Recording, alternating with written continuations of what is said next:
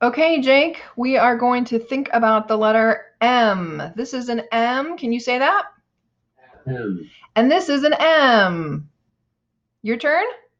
M. And it makes the sound like monkey. Can you make that sound? Mm. Yeah, so now we're going to find all of the things over here that start with for M. Like this is a moose. Say moose.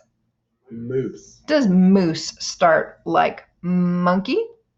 Yep. So I'm going to click it and bring it right over here onto our page. Moose, monkey. Are you ready to try this? Yeah. Okay, I'm going to give you control and you'll be able to move your mouse. And if you think the word starts with you're going to click it and then drag it over here. But I want to hear you say each word before you move it so we can make sure together, okay? All right, here we go. I'm going to go up here, teachers, to my Zoom control, and I'm going over to remote control. There's a little mouse there. And then however many students you had signed into Zoom, you could select any of those students. All right. There you go, Jake. You've got control of the mouse. Let's see. With a mask. Does mask start like monkey? Yeah. It sure does. Keep going. Does moon start like monkey? Sure does. I think you're right. What's that? A moth. Oh, I thought it was a butterfly. So it is a moth. Nicely done.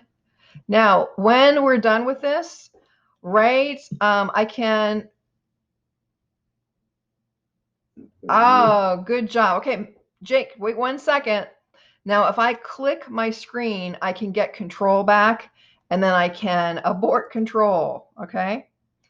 So let's just do one more slide. Let's go down here to our whiteboard with the magnetic letters. And remember, these magnetic letters are organized so that you can hit control and click letters and you can pick up multiple letters. Now it looks like I'm clicking a lot of letters, but notice that there's only a blue box around certain ones.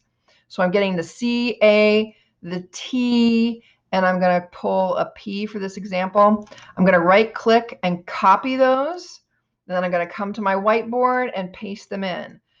Now I've got individual letters that I can move around. All right, and then this would replicate any of your magnetic letter work that you do during guided reading. So it could look like this. I've got control of the mouse. Jake, we're going to use these letters to make some words.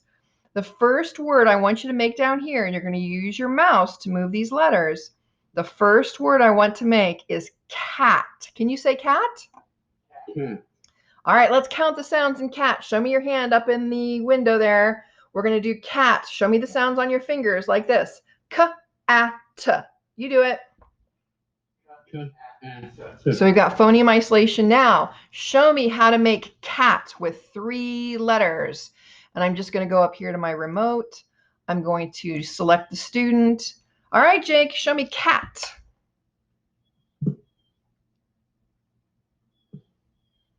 He's got the K. I see it. What's that sound, Jake? Beautiful. What's next? Look at that. What'd you make? Cat. Brilliant. Now I'm going to click my screen. I'm going to take him off the remote. Jake, this word is what? Cat. Can you change cat to cap? I'm going to give you the control, and you're just going to change one letter to change that into cap. Here he goes. Oh, he took the T off. He put the P on. What do you have, Jake? Cat. Now, the nice thing about using these letters, remember, this is like your letter box.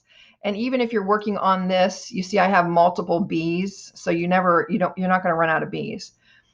When you work on the whiteboard, though, the thing I like about the whiteboard is if you click and select the letters you need and then paste them onto this page, when you're done with it, all you need to do is right click and delete, and you're ready for tomorrow's whiteboard work.